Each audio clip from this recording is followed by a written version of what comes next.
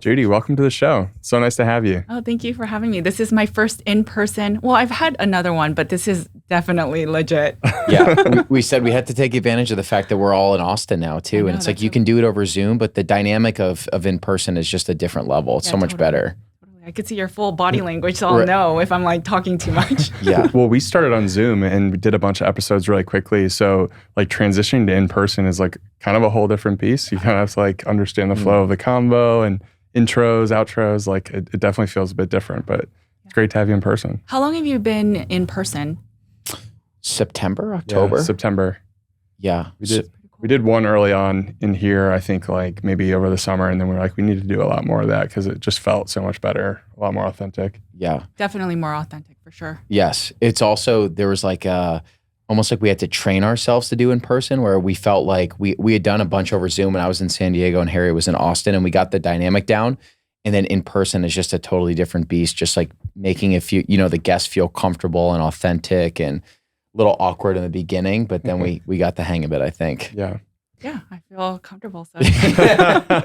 Yeah, but we were saying too that you post such good content on the carnivore diet, and it's just so clear that you and your husband are doing such an amazing job of helping sick people become healthy through this diet. And we owe you a lot of thanks because your infographics are incredible. And I think we told you we had reposted a couple of them on Twitter, and they always do so well. So you're in Instagram jail, so we got to get you on Twitter. That's the next step, right?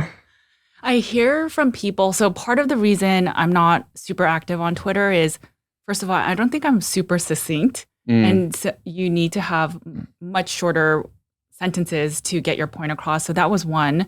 And then I hear it's like adult high school drama. And so I'm just like, I don't want to deal with that. So that's been some of it. But I mean, maybe I should just expand. Yeah. I mean, after going through your book, The Carnivore Cure, like, I feel like your content is just so prime for Twitter. There's so many good nuggets in there that are just like, I mean, you cover the gamut in the book. Like you talk about like agriculture and just like kind of the basics of food quality. And then also just like kind of like the ABCs of the carnivore diet. So there's so much in there. And I think we'd love to unpack some of that in the show today. Yeah, thank you. Yeah, we were saying that I had just assumed that your level of knowledge is so incredible that I just assumed you were a nutritionist your entire career. And so when I was doing some research, I was like, she was literally a management consultant at PwC prior to this until 2019. So I think just learning a little bit more about you and your story and how you stumbled upon the carnivore diet, that would be such a good starting point. Yeah, so I went to UC Berkeley, majored in psychology, actually was pre-med for a little bit. And then I just thought science isn't my thing. I just think I didn't find the right science. And then I went to study abroad in Korea and I got an internship at Deloitte. And so that's how all of a sudden I pivoted to management consulting. I worked at LEK for strategy consulting, so lots of different consulting experience. And that was 12 years of my life, just climbing the ladder pretty quickly. I pretty much left as a manager about to get director position. But I was plant-based the whole time. So I read this lemon detox book about how the master cleanse. And I thought, oh my gosh, it makes so much sense that meat is rotting in your gut. And so I went plant-based and I stayed it for about 12 years. And then I started getting really sick, never attributing that it was the diet that was making me sick. So as a consultant, even though I had like a free credit card to buy everything, I would just go to Whole Foods and buy all the plants. And over time, I just started having an eating disorder where at night I'd binge and purge, lots of different modalities of purging. And then I would just assume that it's just I'm not strong enough or I'm not good enough. Something's wrong with me that I have to use these modalities. And again, never questioning my diet itself, but I was plant-based for that long. And then I started dealing with depression. So lots of anxiety, depression. If I was on a hard project, I would end up binging and then I would feel that dopamine kick of, oh, this relaxing. And then I would get into the work. And I started using it as a bad addiction. And it wasn't until I basically was pregnant with my first child that I was still using behavior, still plant-based. It was 6 months in, I had to get on antibiotics for mastitis. So I had an infection in my the milk ducts. And once I got on that, I just had this weird thing happen to me. I was under a lot of stress And I lost my memory, and I don't know what exactly happened, but my family was so scared that eventually they put me in a mental hospital, and they gave me antipsychotics, antidepressants, and they never could figure out what happened to me. It's possibly the antibiotics with the stress affected my gut bugs, whatever amounts I had eating plant-based, but using laxatives for 12 years of my life. And eventually they just said she's severely dealing with a major depression from postpartum and then an eating disorder. So she needs to go to an eating disorder facility. So we decided to do that. And so my son, one, he was no longer breastfeeding because the drugs was a Class C grade. And so you cannot breastfeed with those drugs. And again, none of this was under my decision because I lost my memory. I don't know how this all happened. And so I went to the eating disorder facility for 12 hours a day. My parents watched him in Los Angeles. I moved back to Austin. And never once did they say your diet is affecting you. They said you cannot do low carb, you cannot reduce your sugar because that's an eating disorder. But if I told them I was plant-based, and they fully respected that. So during that whole stint, I never ate meat. And I tried everything. I did the mindful eating, the intuitive eating, and eventually I would fall. And I would just think, I've been through so much. My son was away from me, and I stopped breastfeeding. I failed as a mom, right? Those are all the main fears you have as a first-time mom of, am I not going to be good enough? Am I not going to be a good mom? And it became true for me. And yet I was still finding myself binging and purging and not understanding what's so broken about me. And they told me to stay on antidepressants, that maybe I'm just mildly depressed my whole life, so I just need to be on it. So I listened until a few months in, I'm at the highest dose and it's not working. And now they're telling me to get on another round of antipsychotics Abilify and all these other drugs that are billion-dollar industry drugs, by the way, that maybe that'll help me too. And so I tried it. I listened to the T because I wanted to be a better mom. And I tried it, and it started making me gain weight because that's one of the effects of these drugs. And I said, I'm not doing it. And luckily during that time, my brother decided to do a keto diet, and I am naturally inquisitive. So I said, I'm going to prove to him that he's going to die from adding a stick of butter to his coffee. And then I went down this rabbit hole and realized that I was the one that was wrong. Wow. So my low-fat diet, my plant-based, was the one that's possibly making me sick. So I started a keto diet, and that helped a lot. So I started adding the plant-based fat. So I was keto, plant-based. And occasionally I would have some fish, but it wasn't enough. And I would do a lot better for a longer period of time. But again, I would end up binging and then purging. And I just, again, was like, why am I so broken?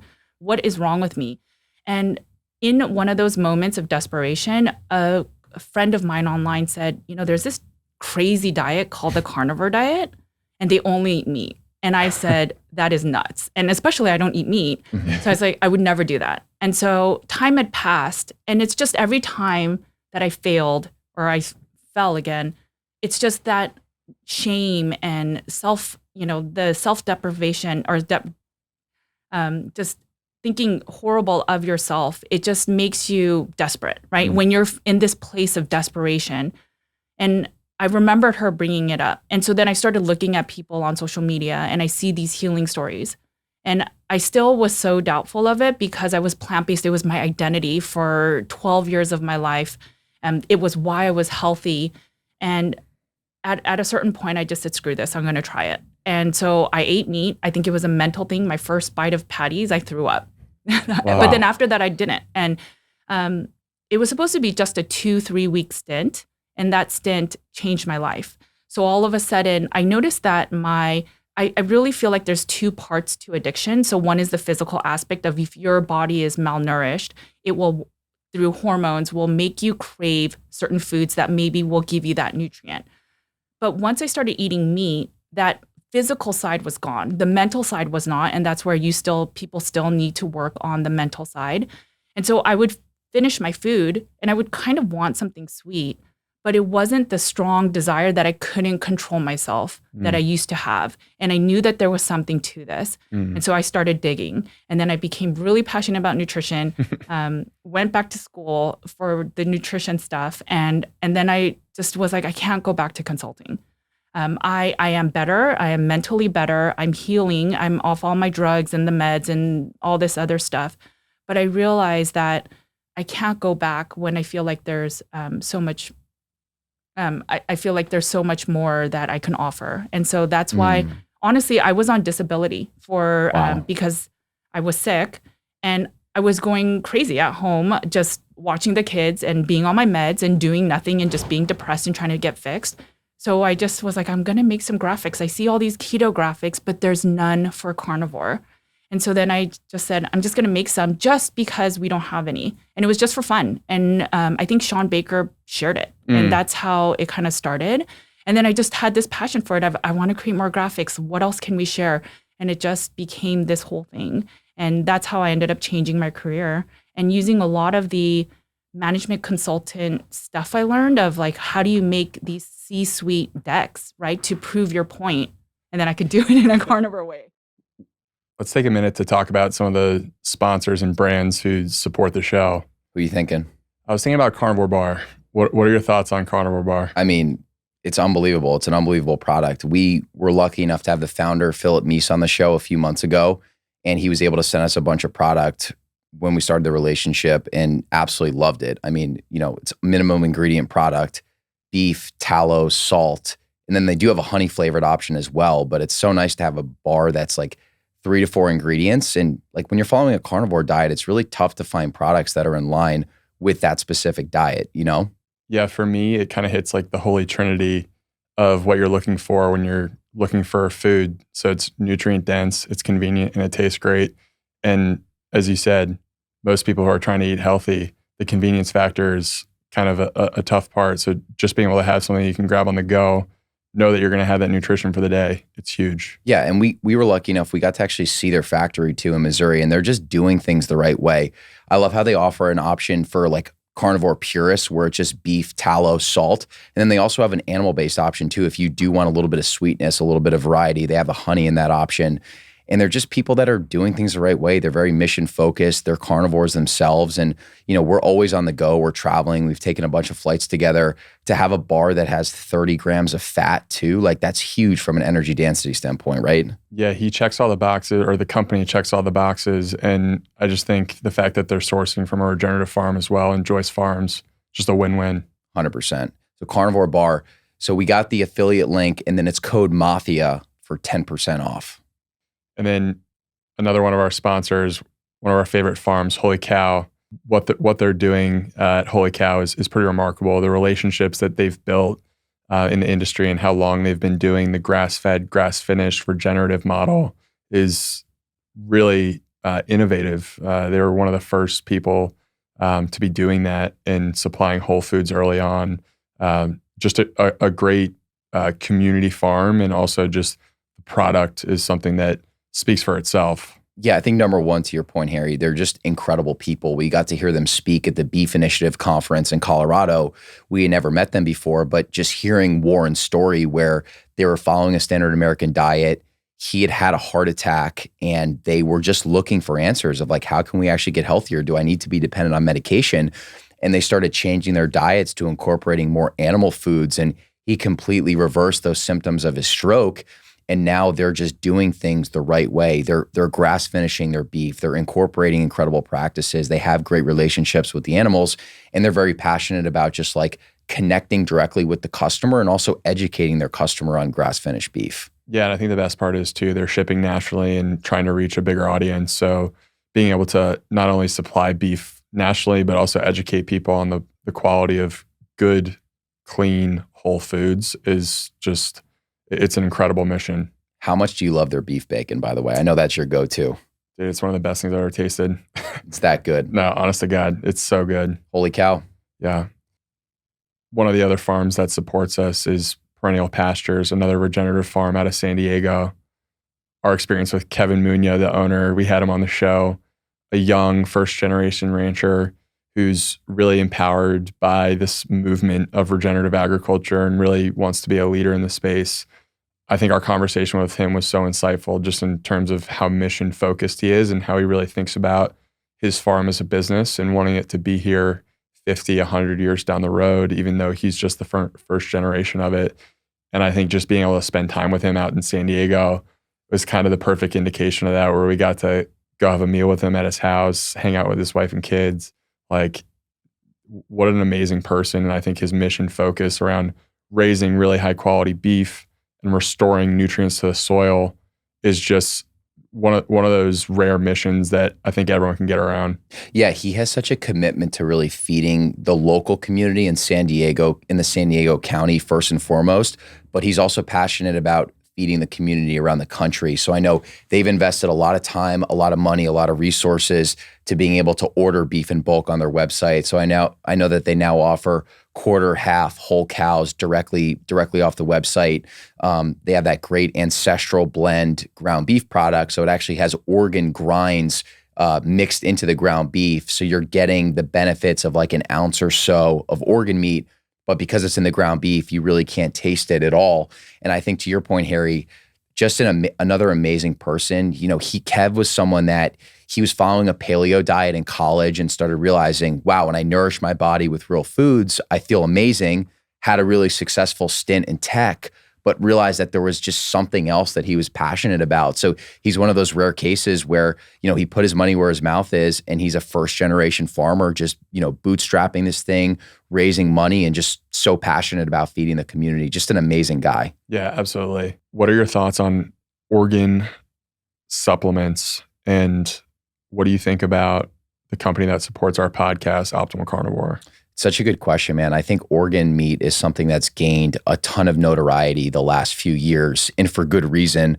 I don't want to speak for you, but I think both of us have had a ton of benefits just incorporating organ meats into our diet. I would say that, you know, we definitely prefer the raw source of organs, where we'll just, you know, chop up some liver and some heart, and, you know, there are different ways to prepare it. I think the raw source is the most nutrient dense, but you know, we're fortunate that there are companies like Optimal Carnivore that exist that freeze dry organ capsules, so you can actually take them on the go. You know, there are a ton of times where we're traveling where we're not going to have access to raw organs, so I can throw a little Ziploc bag together of Optimal Carnivore and be good to go. And I think 6 pills is an ounce of organs, which is like the daily recommended amount that will give you a lot of those really good quality vitamins in there. So that's kind of how I think we've been using it. Did I miss anything there? No, I think the fact that it just makes organs accessible to people. And I think that organs are generally just a food group that are underutilized when it comes to eating nose to tail.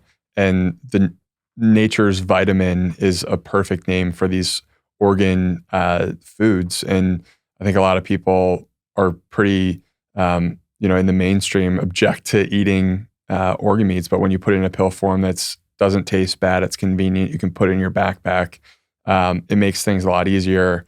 And I also think that just generally these brands Optimal Carnivore is focused on making people healthier, which is just such a strong mission. And, I think liver capsules is a great way to get people thinking about their health differently. 100%. There's probably someone that's listening to this right now and you're interested in organ meats, but the taste might make you a bit squeamish. You feel strange about eating raw foods. Maybe you cook liver and you don't like it. Maybe it has a metallic taste. I think that's also where the organ capsules play such a great role, is that you're still getting that nutrient density, but you're getting it in a very convenient capsule-like format, and it just takes away any of that squeamishness that you might have to the taste. It's just a great product. And also Richard, who runs Optimal Carnivore, he's started listening to the show really early on, and he's built his own organ supply chain and is just doing things the right way and really trying to support the right people in the space. So just proud to be associated with them, honestly. Yeah, absolutely.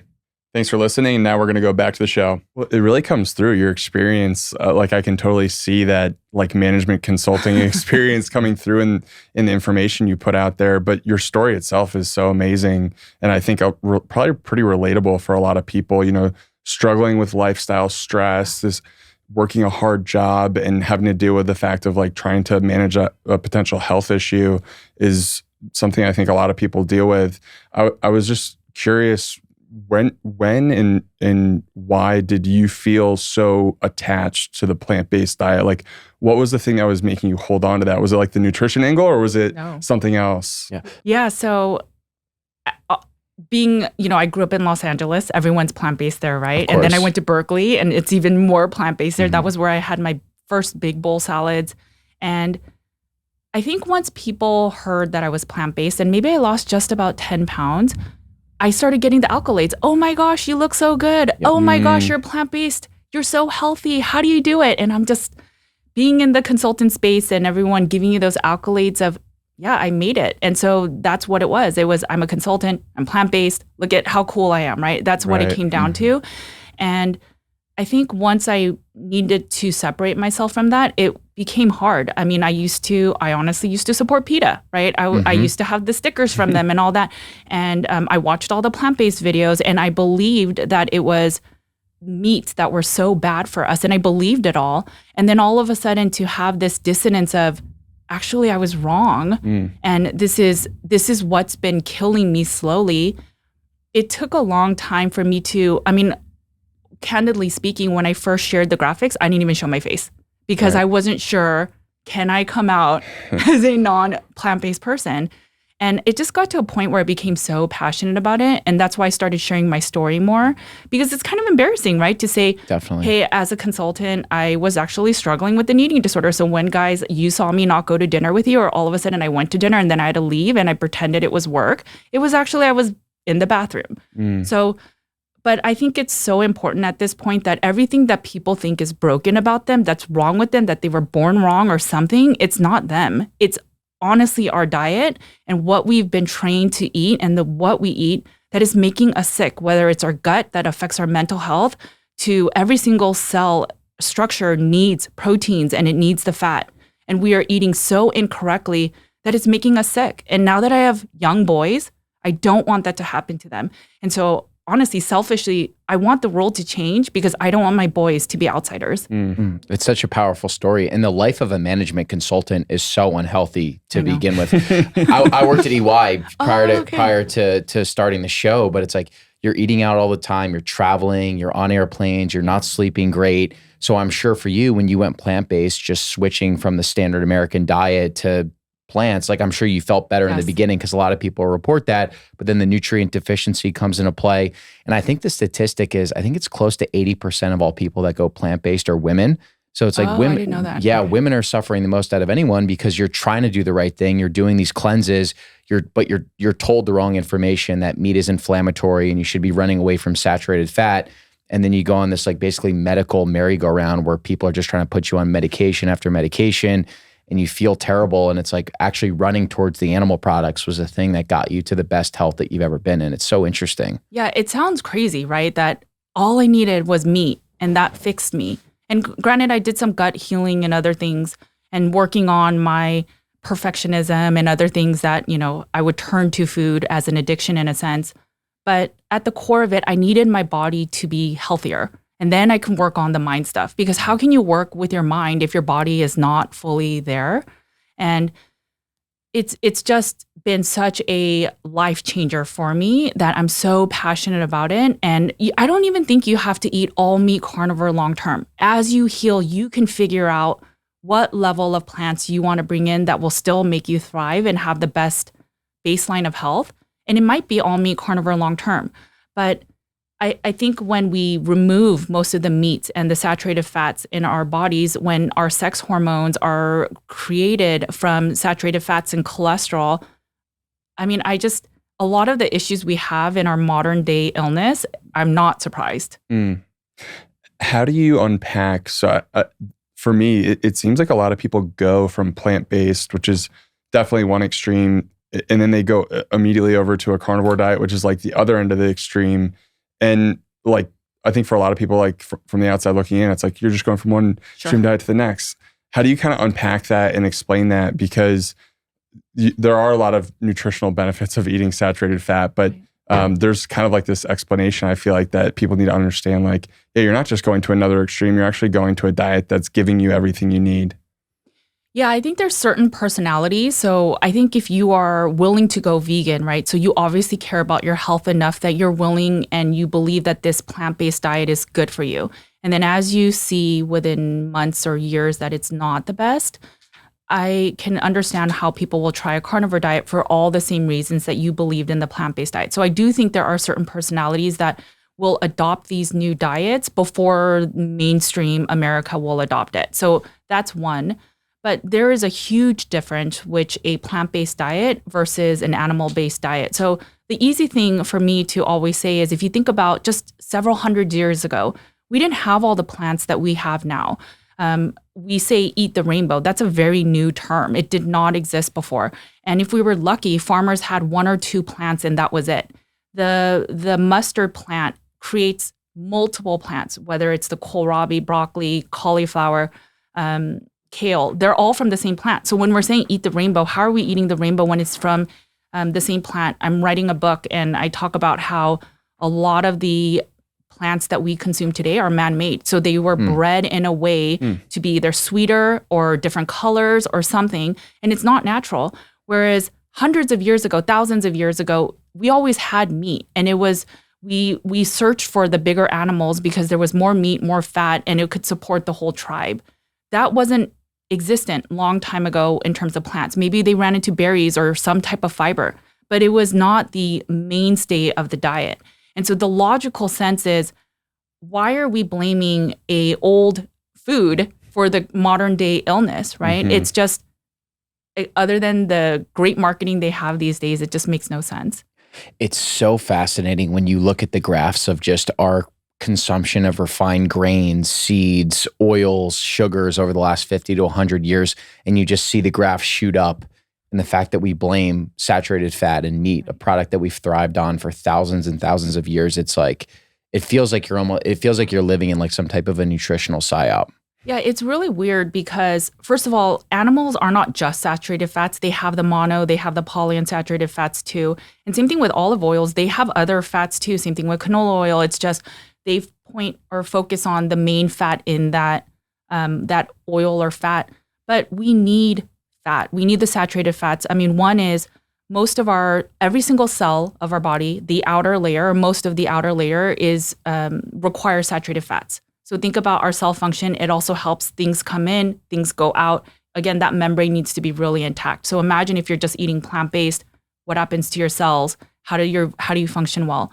The other thing is, I know a lot of cholesterol. This is like one of the arguments that a lot of plant-based people tell me, but yes, cholesterol is produced in your body and the majority of it. But if you have excess cortisol in your system, that's all part of that sex hormone pathway or the cortisol pathway, which is a steroid hormone. It is created by acetyl-CoA and then cholesterol, and then it's broken down into all your sex hormones, including cortisol. And so if you don't have enough of the raw materials, and raw materials meaning foods and fats, it will all get shuttled to cortisol if you are highly stressed. So there goes your DHEA, there goes your testosterone, there goes your progesterone, pregnenolone, et cetera. There's a thing called the pregnenolone steal that if you don't have enough raw materials for the cortisol to be created and used, it will use everything it can to produce that because your body is just trying to protect you to make it to another day.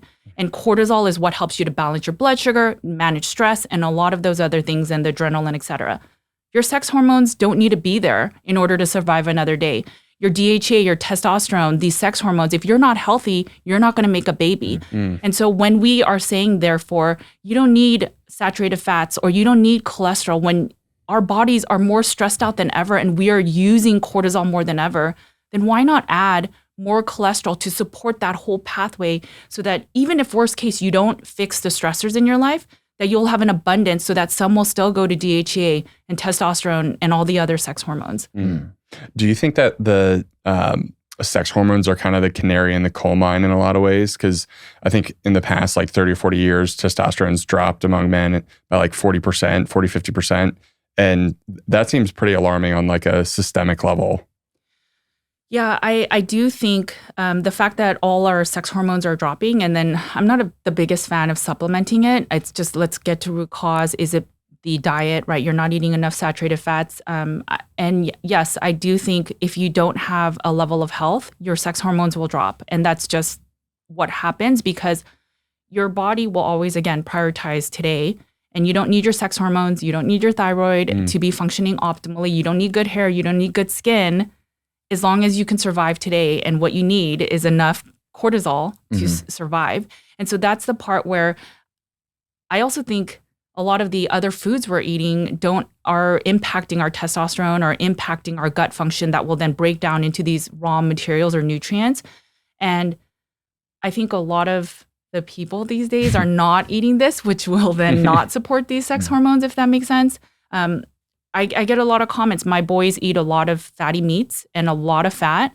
And people always say your boys will have so much testosterone. And then think about the opposite of that. I just won't say much more than that. But yeah. Judy, when you were going in the early stages of your carnivore journey, what were the foods that you were very intentional about working in?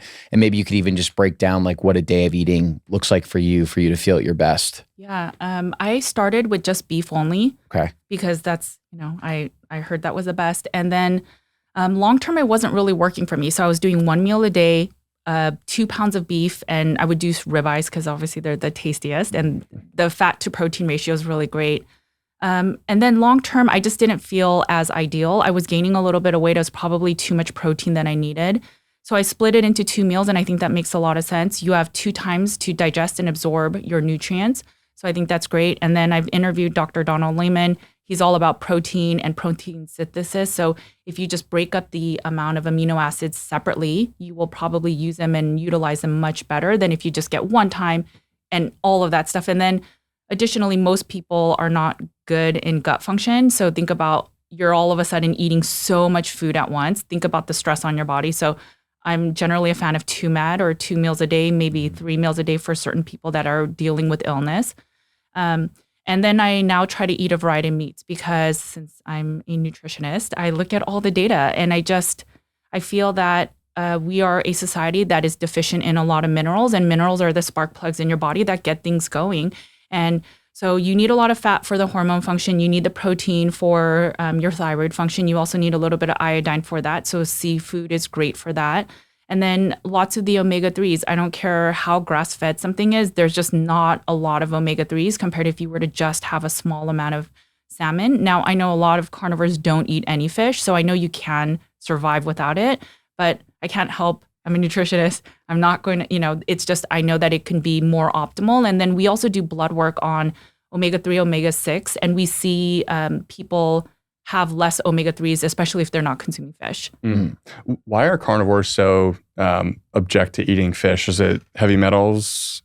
I think that's some of it. I mean, honestly, I don't crave fish. Even though I was plant-based, I would eat mostly fish once in a while. But now that I eat, fatty red meat. I mean, does fish sound super tasty? It's not really fatty, but I think that's one of it. And then there are people in our community that are like, it's so bad for you with the heavy metals, the toxicity in the water. But sometimes if we just put a logical hat on, we get our salt from water often. So they're not necessarily purifying that. So if you're afraid of the toxins that are stored in the fish, you're probably getting exposed to it in the salt as well.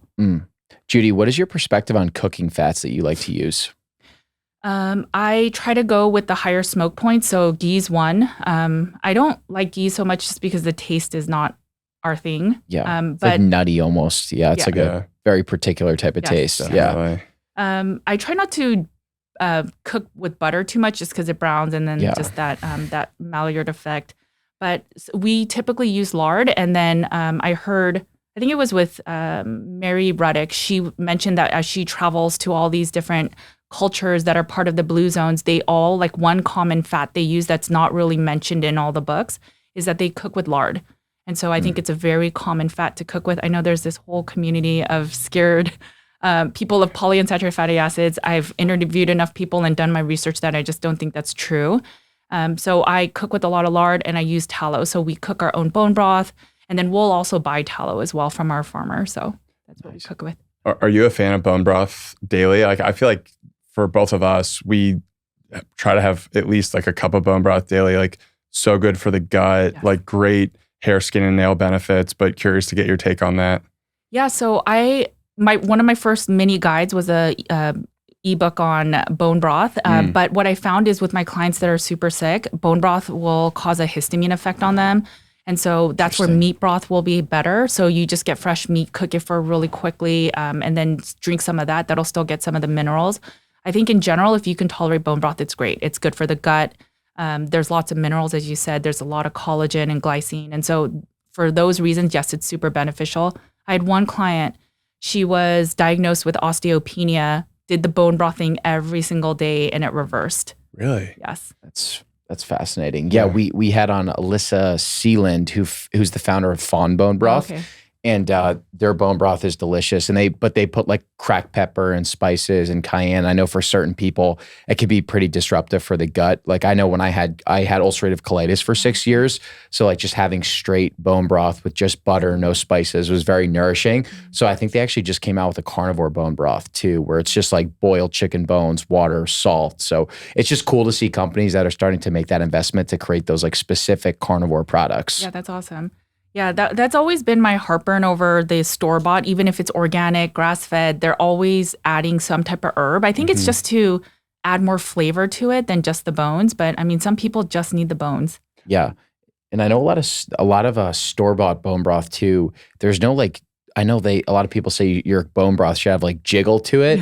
I don't know where that comes from, but it's like most store-bought bone broth, it's just liquid. So I don't know if it's just beef water. I don't know if you know anything about that, but I was just curious. Yeah, so it depends on the type of bone it is. So they call it jointy bones. It has a lot more of the collagen that becomes gelatin, and it's that's what makes it all that jiggly thing. So whenever I cook bone broth, if I just use muscle meat bones and I collect it all, it will not be jiggly. So that it could be that, or it could just be shady marketing, right? Otherwise, the jointy bones are like the knee bones of cows, the chicken feet. All of those specifically have a lot of collagen, and that's when you cook it, it becomes that jiggly thing. I think it's more beneficial to consume that type of bone broth than to consume just the watery kind. It probably still has some benefits with minerals, but not as good as the. You mentioned histamine. What do people need to know about histamine, like, as they're starting their carnivore journey? Yeah, so I think one of the things that people complain about over time is, well, one, maybe some people have histamine sensitivities to plants, and there's histidine that can convert to histamine too. So one, you want to look at the foods that are very histamine rich and then remove those foods temporarily. And then you may want to also go as far as to look at what foods also have histidine, because that can also convert to histamine. And then most people that eat animal-based products should be fine, but they may notice that if they eat ground beef that's been in the fridge for days, it will build up histamines and then they won't feel well. If they have loose stools after they're eating foods like that, they probably want to just eat the foods straight from the freezer, super fresh, and then eat that, and whatever's left over, either throw it away or freeze it again or whatever they need to do. If that's not enough, then they may have to, again, remove the higher histamine foods. So maybe eggs, some of the fish, any of the canned foods, any of the cured meats, like all of those, they would have to be careful for. But what I've learned long-term with my sickest clients is that histamines are never a root cause issue. So you are band-aiding a root cause issue by just trying to eat the lower histamine foods, but it's oftentimes something in the body is affecting your immune system, and that is causing the histamine release because the body's trying to protect you, and that's how it releases histamines. So it sounds like your approach and your practice, it's all about, let's get to the root cause, let's figure out what's going on, and let's actually correct that at the base layer. Is that a fair assumption? So I think when you eat carnivore and you eat all meat, you take away all the noise of everything else, right? So all meat is the most natural foods and most nutrient dense. If you have gut issues, the nutrients are still bioavailable, most absorbable that you can get. And so after that, if you're still sick, even after a year of carnivore, then you can consider other things, maybe environmental illness, mold illness, Lyme, heavy metals. But if you remove all the anti-nutrients from plants or the glyphosate that's on plants, you remove a lot of the noise. And then you can figure out, well, if it's not the food, what else is it? And that's where I'm a very, very strong, I'm adamant about an all meat diet, because we need to give the people the chance to figure out, is it the food? And if it's not the food, what else is it? And that's the only way you're going to get to root cause healing, is if you take the noise out from the food. That's the only way things are coming into your body other than your eyes and ears and nose. It's the digestive tract. That's the main way it comes in. But if you put in less harmful stuff in your system, you'll have less reactions from your immune health. Mhm. Absolutely. You mentioned anti-nutrients. I feel like it kind of surprises people when they hear that plants have defense chemicals and oxalates and things that actually can cause harm to you. So would you mind just unpacking that a little bit? Yeah, the very simple way I bring up anti-nutrients is we all at this point understand that gluten is a thing, right? So some people are so sensitive to gluten and they have celiac disease. There's a lot of illness with that. And so if we understand gluten is in wheat and it makes people sick, maybe they have really bad gut issues from it or breakouts, that is an anti-nutrient. And then we consider foods. So I think Dr. Steve Gundry talks about lectins, right? That's another anti-nutrient. And then we think about when people get kidney stones and then they're put on a diet afterward, that diet is removing high oxalate foods. And they don't explain what it is, but again, that's an anti-nutrient. So if you just think simply, animals, predators, they can run away from their predators, and so they don't need to store toxins because they have the ability to run. But plants don't have that. So if you think about plants, they store it within themselves because the goal of every species, human, plants, animals, is to survive another day and to continue their offspring. So the only way they can produce them, support themselves, is if they carry a toxin and you eat it and you feel sick, you'll never eat it again, right? And that's what happens with gluten or lectins and oxalates. So if we understand that, we have to know that plants aren't as benign as we think. And another example of that is the egg, right? So we know that a lot of people are sensitive to eggs. Well, like eggs can't run away. And I think it's part of it is the outer layer, all the white stuff, it has proteins in a lot of it that can cause anti-nutrient-like illnesses. So it has lysozyme, which is a type of thing that affects your gut. And there's other things, other proteins that causes sensitivities. So that's the way I try to explain it. If you don't feel well, I can give you my example. When I was pregnant, I was eating lots of spinach. And my doctor said to me, my OBGYN said, you are anemic. You need to get on iron pills. And I did think for a split second, that's so weird. I eat a pound of spinach a day. How come I'm anemic? But I just listened and I started taking iron pills. And it's because most of it wasn't getting absorbed. Who knows like what the oxalate damage was doing back then, right? So it's just these little nuances. If we think about it for a while, it makes sense. We just don't do that because we are told from day one that plants are so good for us. Then why do we start life with breast milk? Right. 100%. Yeah. To that vein, if you were working with a client now who's struggling to get pregnant, what kind of foods would you advise for her to incorporate to have more success from a fertility perspective? Yeah, I would do all the animal-based foods. I would do some of the omega-3s. I know, let's talk about the liver stuff, right? So I know there's the conversation about folate. So you need folate for healthy pregnancies. And I know people will say liver for folate. There's other foods.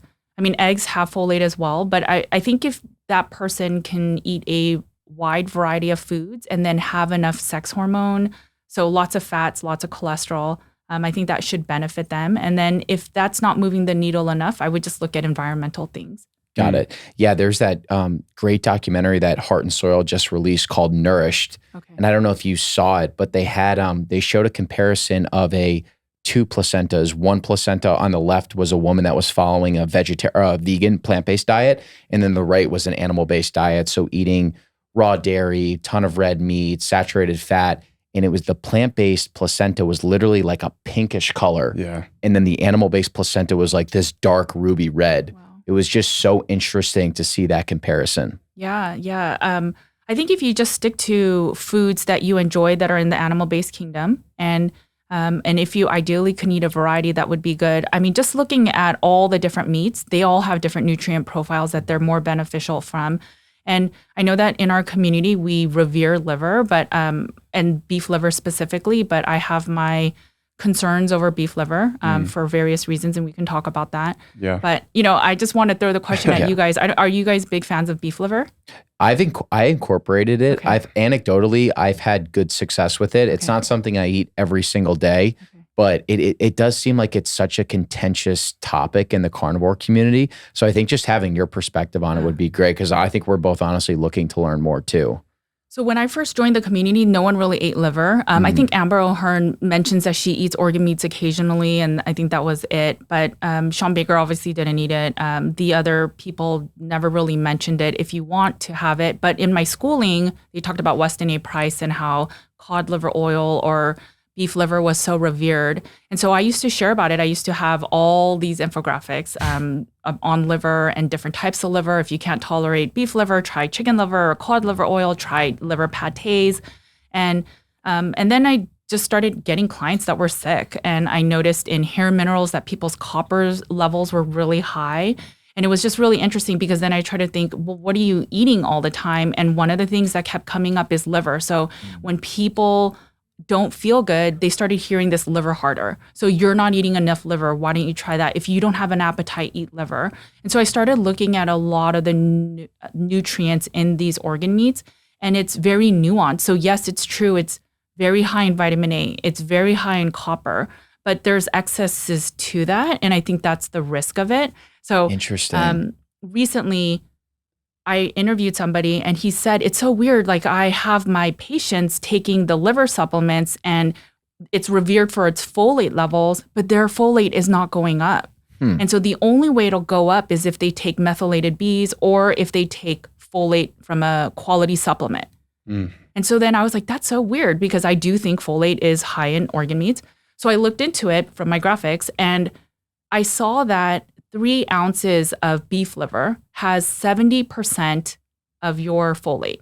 So most people only eat 1 ounce. So that's 20%. If you take the liver supplement, supposedly it's 1 ounce is 6 capsules. So even if you have 6 capsules, which many people don't because it's expensive, that's only 20% of your folate. So most people think they're getting sufficient folate eating beef liver, but unless you're eating 5 ounces every single day, and now you're risking hypervitaminosis A and copper toxicity and all these other things, you're not going to get enough folate. And that's why he was seeing that. Wow. And so that's why I sent it to him. And then I looked at chicken liver. So I just like chicken liver just because it's easier. It's more palatable in my opinion. And I looked at all the nutrients too. Folate is super high in chicken liver. But think about it. It's not really mentioned because I think there's no market for it, right? So chicken liver, 3 ounces has 127% or something like that of your folate. So if anything, you should be consuming chicken liver. And the vitamin A is still high, but it's not as high. And then the copper is really not high. So you're not going to get the risk of copper toxicity. I looked into beef liver because in the hair mineral test, when I saw the copper that was high, 3 ounces has 1,000-something% of your daily value. So if you're eating a lot of liver, you're risking copper toxicity, hypervitaminosis A. There's so many studies on excess vitamin A causing illness. And then if you're eating egg yolks, butter, any carotenoid, they're all rich in vitamin A. So it's just, we think of polar bear liver being super high in vitamin A. And why is that? It's because if you look at the chain of foods they eat seal, and then the seal eats cod liver or cod, and then the cod eats some plants that I guess there's some vitamin A in it. Well, humans do the same thing. So any excess of vitamin A, we store it in our liver. And there was a study done where they did a biopsy of cadavers, and they saw that 30% of these people had vitamin A toxicity without even knowing it.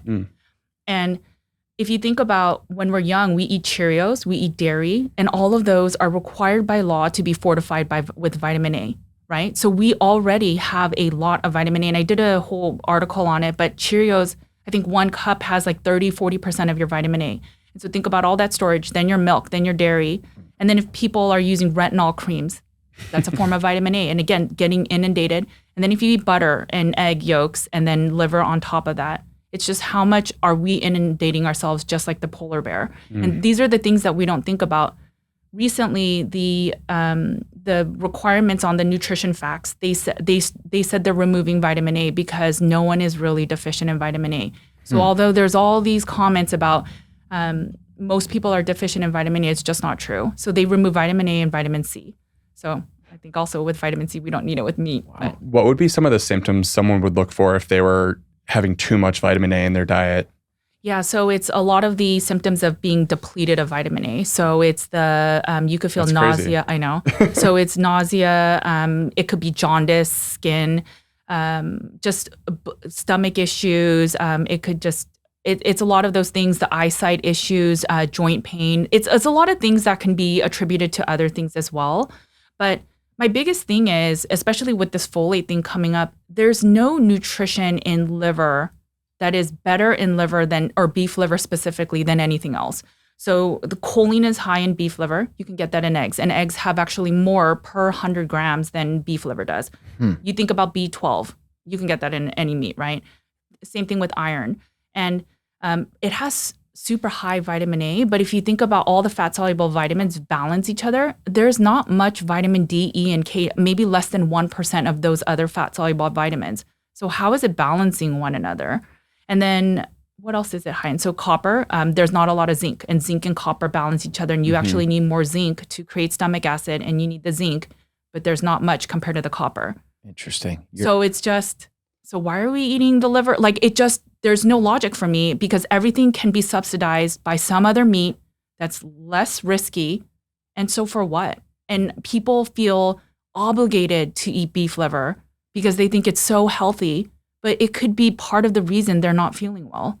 You're making me question everything right now. This is awesome. So from a folate perspective, you're saying, so if you're taking those desiccated liver caps, it sounds like a 3-ounce serving is really what you would need. So you'd have to take 5 ounce. Well, so you would need 5 ounces, which is 30 supplements. 30 pills a day. 30 pills to hit 100% daily value. If you had 5 ounces of liver, you are absolutely above the tolerable limit for vitamin A in a day. And then think about your copper. So 3 ounces of liver for copper is 1,000-something%. So imagine eating 5 ounces of that.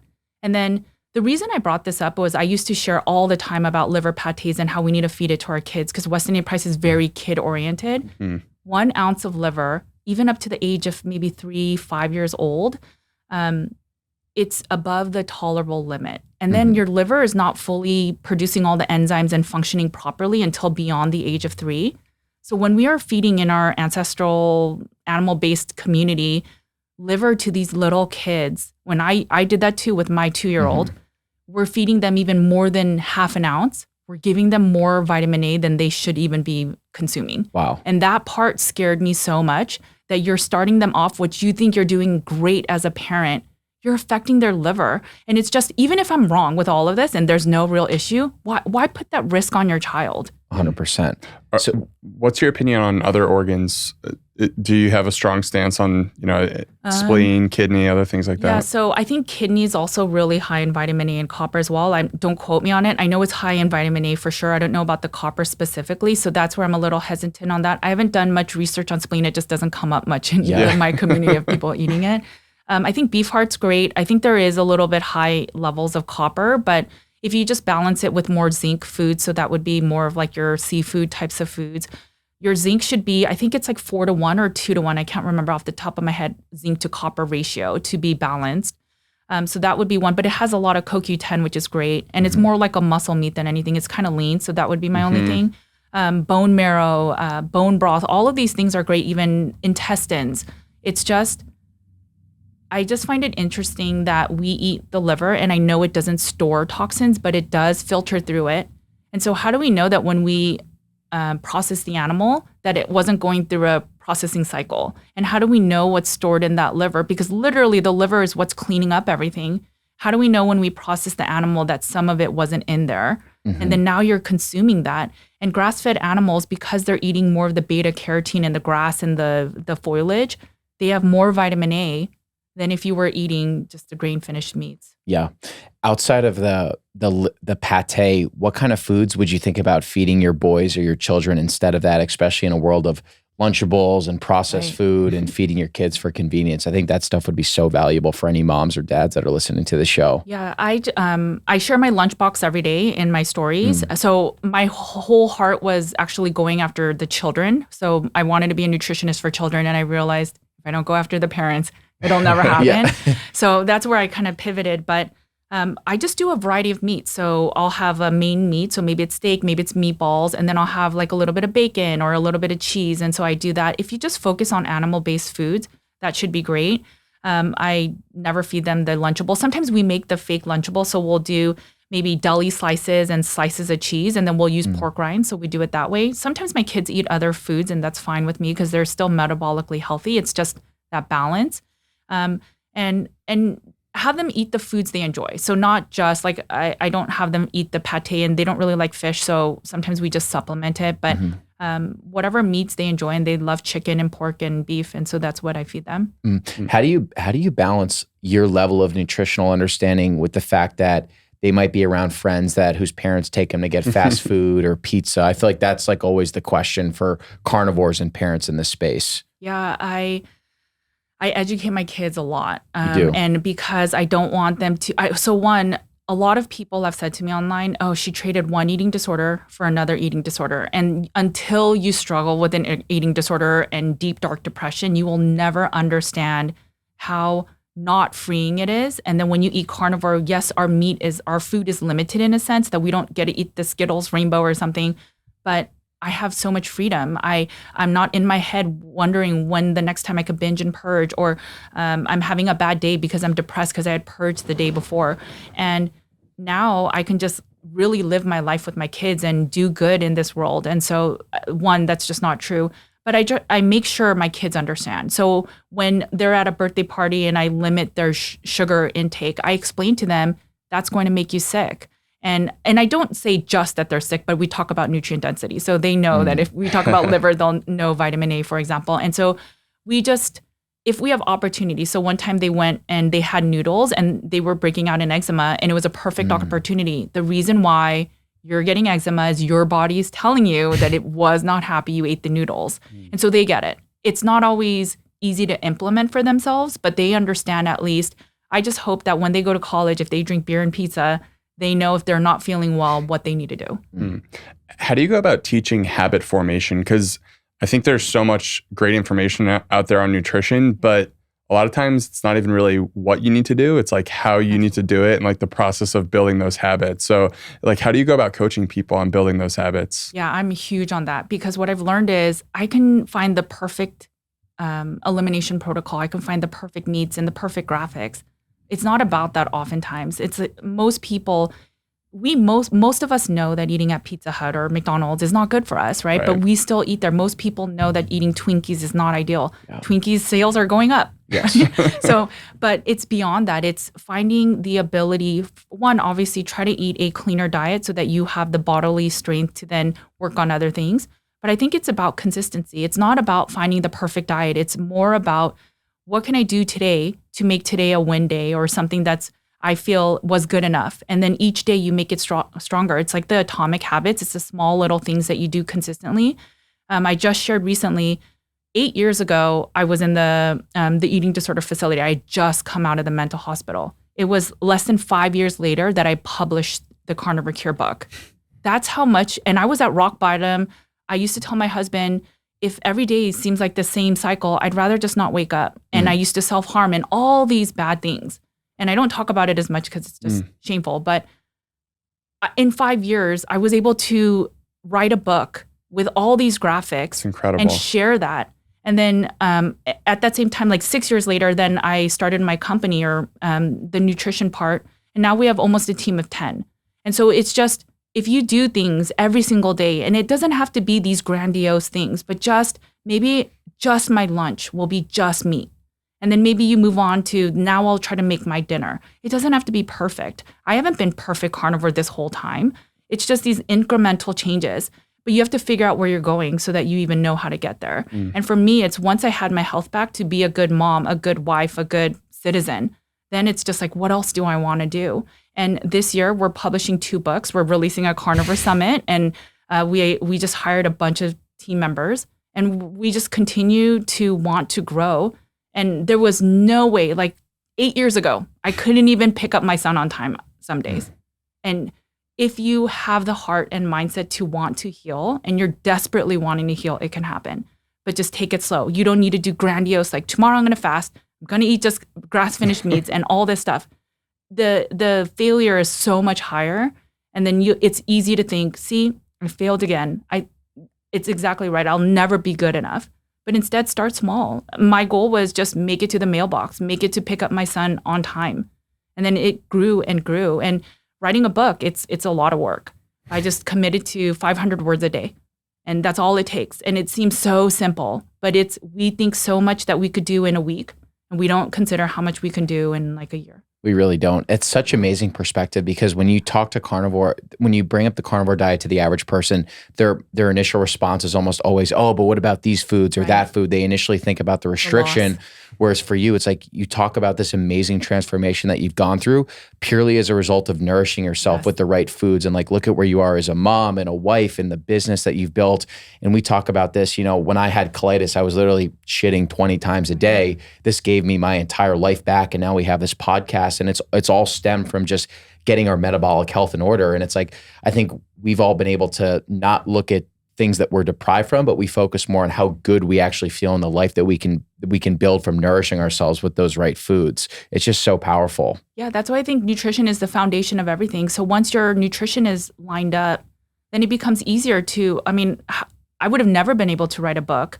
I would have never had that passion. And then once I healed, I just wanted to share the secret with the world of, you don't have to be plant-based. You don't have to do all these biohacks. Heal and find the right tools for you and you specifically, and then you can heal, and then you can do and live the life you wanted. And my goal is to get the community and my clients to not only root cause healing, but really a life that they don't have to be or have any symptoms. And that's my goal. Well, I'm sure your husband must be incredibly proud of you, because he's seen your entire progression from the passenger seat to where you are now. And now he's fully integrated in your business too. Yeah, he was super against carnivore. So he thought, that's crazy. You want to eat just meat. You never even ate meat for 12 years. And then he saw my healing. And then he still thought, I still think you should eat some vegetables. And he would ask me all the time, you sure you don't want to eat plants, right? Because plants was my main meal all the time. And then I think after 6 months in, he said, if you want to do carnivore for the rest of your life, I will support you. Wow. He has seen, he used to write me Post-it notes of, please be good today. Please just try to be strong today and not go through your cycles of depression or whatever. And I would say, I promise. And the next day it would happen again. And it was such a self-defeating, like, what's wrong with me? Why am I so broken? And until I ate meat and healed myself within too, it changed my life. And that is the only reason I do all the stuff I do, because I think everyone has a right to live that life.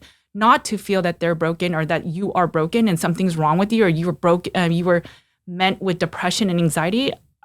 I think people can heal, and it's just people need the right tools, and then they need the motivation to keep going. And you don't need to do grandiose things again. Just take it day by day, have some non-negotiables, and just go at it. And then in 8 years, you might be able to write a book. How do you go about thinking about the systemic change that I think probably needs to happen, right? Like 93% of people are metabolically unhealthy. And it probably needs to happen one person at a time. But how do you think about like where we are as a world, as a country, and in making that change happen? Yeah, so Nina Teisholz, she tries to change it from the policy level, and it's just, she has so much good content, but it doesn't move enough. I think the food conglomerates, the sugar conglomerates, they have lots of deep pockets, right? I think then it's really up to the people. I interviewed with Belinda Fecky, who's Dr. Gary Fecky's wife. She's incredible. She shared a story, and it's incredible. She talked about, I think it's Harry Weinstein, and basically he realized that the cocaine in soda was so bad and no one would listen to him. So he decided, I'm going to go to the people, left his job, and he was in the government policy world, and they wouldn't listen to him. So then he went to a magazine, and then as the editor wrote about it. And so they did like this march where all these moms said, we will not buy your product unless you remove the soda. And that's how it happened. And how incredible is that, right? So me sharing my story and then you all sharing your story, if we continue that and people are sick enough, they will get to a point where they're desperate of, it's either my life or I'm willing to change what I eat and see, even if I'm skeptical. I just need you to try for a week of no sugar and carbs and junky foods, and then see how you feel. What if you continue that for a year? And so I think it really is driven by the people. I think people are motivated more by stories than by the actual science. I think I share so much science, and it's not as powerful as people's stories, right? It's when you see 100-pound weight loss or somebody overcoming an illness that they said you would never overcome. And then you're like, I want to try it too. So I think in order to change it from a global perspective, we need, as a people, we are more people than there are like government beings, right? And so as a people, we just need to take a stand. And by not purchasing those things, they will change. Yeah, that was actually going to be my next question. I was going to ask you your perspective on peer-reviewed science versus anecdotal stories, because it's like, I remember when I first went carnivore, I was just told all the classic narrative around red meat and saturated fat and how these products are incredibly inflammatory and it's going to cause heart disease and cancer and increase my cholesterol. Yet using YouTube and podcasting and Reddit and social media, I was reading all these stories about people that were effectively healing themselves of colitis and Crohn's and IBS and all these other autoimmune diseases. And I really leaned into those stories of saying, okay, well, if these people can heal doing this diet, why can't I? Right. And it sounds like that's obviously very similar to your story, Harry's story. So I'm just curious your perspective on anecdote versus the peer-reviewed studies and science that's out there now. I think especially nowadays, you can find whatever study to back up your logic. Yes. I really think you can, especially nowadays. A lot of the nutrition studies are more survey studies, right? So it's just take a survey of these people, what do they eat? And then they see the outcomes of those people. There's always the healthy user bias where people that are being told not to eat red meat, that if they eat red meat, they're likely more rebellious. So maybe they're smoking more, they're drinking more, they're not sleeping, and they're not taking care of the bodies. There's a lot of unknowns with that. And then with a carnivore study, I mean, who really wants to fund an all-meat diet? If that does well, what happens to the pharmaceutical company? My parents are both mostly carnivore. They're now ketovore, but they're not on metformin. They're not on any of the drugs they used to be on. So they're losing money for the pharmaceutical industry. So why would anyone want to back up these studies to show that it's efficacious? So I think as much as we can back by all these evidence-based research, which I totally use myself. Well, one, when I was looking down the PUFAs and the seed oil things, there's a lot of research there that gets a little shady if you look at the actual nuances and details of the studies versus what people share in the titles and the summaries. But so there's that. But if you followed all conventional advice that recommends that saturated fats are bad, canola oil's in, and you've done that and your health hasn't moved, at that point, it's not about the science anymore. It's about if you see someone else healing, why not try it? Mm-hmm. I will always look at science as what's the next best thing in research. But then I also, like, my first and foremost will also always be my clinical evidence. So if I have enough people in my community, that's how I found out about liver. It's I based on the science, the nutrition facts, liver is great. But then when it came to my clientele, people were having copper toxicity and possible vitamin A toxicity as well. Do you think that it's an important part of the carnivore movement to actually be able to get some of these studies funded? Or Yes. do you think we can just keep leaning in the power of anecdote? I think the science has to be there. I work with a lot of medical practitioners because I do a lot of the environmental stuff as well. And a lot of these practitioners, without the science, they don't want to look at it. Or I know that I think it's the AIP elimination protocol. They have some science on it. So then practitioners, if you give them that study, they're more willing to give it credibility than if there was nothing. And so I am actually working with some of these chronic inflammatory response syndrome providers to work on a paper. We have evidence right now that there are certain inflammatory markers in our basic innate immune response. So it's not the adaptive, the more complicated side where our CRP is. And we see that our inflammatory markers are lessened by a carnivore diet. So my goal is to have that community go carnivore. And so if we can then do a published study, so they have all the data on non-carnivores, I have all the data on the carnivores.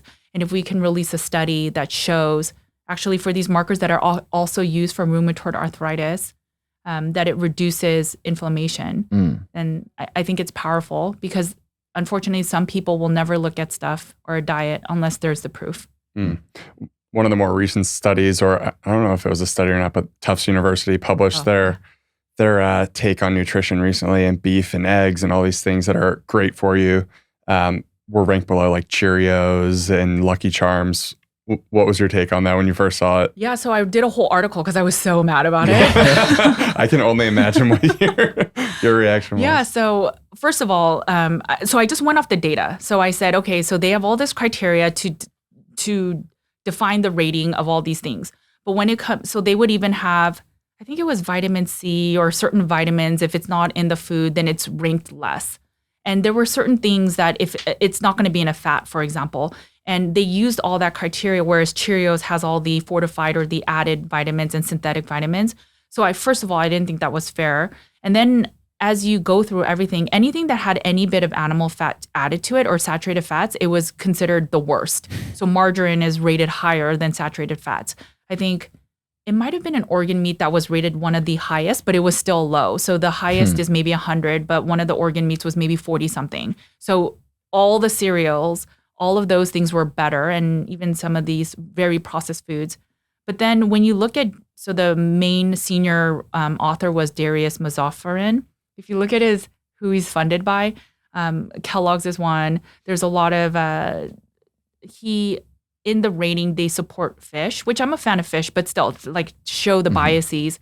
And then one of the fish companies was also a support. And so it just seemed like it was very in line with who funded him, is how the ratings also came true too. So it was just, my article talks a lot more in detail about how false it is. So based on their ratings, I think if it's 100 to 80, eat it all the time. And then anything below is less and less and less frequency.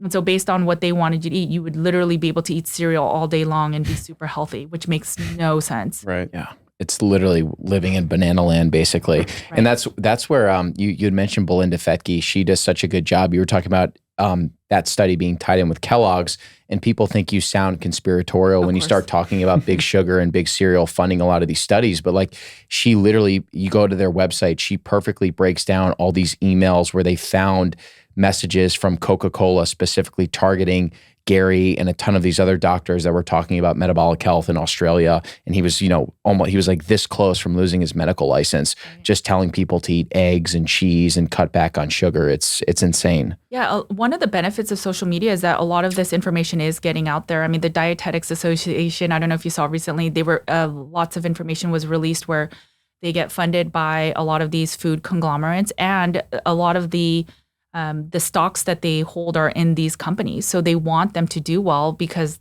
that's what they're putting all their stock in.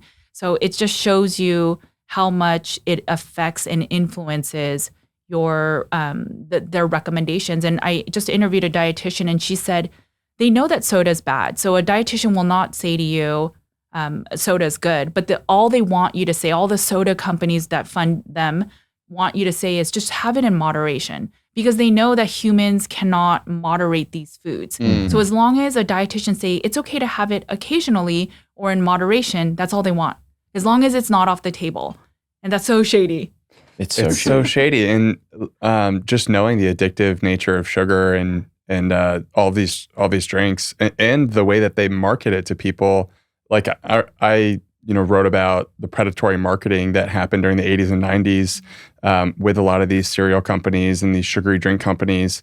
And they use the same formula of like, kind of having like a celebrity or, some like caricature that kids look up to, like Tony the Tiger. And it's like, yeah, they're putting that in your face, and they're just like kind of staying in your subconscious a little bit. And I think it just goes to show how those marketing dollars get put to use. Yeah, they did it in the last few years on some other stuff too. The same marketing tactics. It's the same thing with the fake meat. Yeah. What gives you hope, Judy, when you think about the future of food? I'm faith-based, so I'd say that's one. Christian? I think, yes. Yeah. So I look at my two boys, and I feel that if there's enough of us that will advocate for ways that humans can be healthy, I hope my boys are future men that will lead certain things. And if there's many of us, then that can be the change. If enough people overcome and say that this is not what we want, this is like beyond meat, right? It used to be worth so much, and now they're going through their troubles. If enough of that stuff happens, I just have hope that things can change. And even if it doesn't, as long as we know that there's access to meat and there's people that know the answer, and if people choose to finally learn or have that unveiling of the truth about dietary recommendations and they have that option, then that's good enough for me. Yeah. Well, we're certainly encouraged and thankful that there's people like you that exist that are really trying to get to the root cause. And you've been having such amazing success with your patients, really helping them get healthier. And yeah, I know you say that people are coming to you sick and they're changing their lives through the nourishing power of food, and just getting to learn more about you. I didn't even know we didn't know that about your backstory. So just congratulations on all the success that you've had. And I mean, we're proud of you. I'm sure you're incredibly proud of yourself. And just thank you so much for coming on the show and have this conversation with us. Thank you. I just hope that people use this as a way to heal. It's not even self-glorification. It's really, hey, I healed. I was so broken. And if I can heal, you can heal, because I never thought I could heal. Yeah. Thanks so much, Judy. Thank you.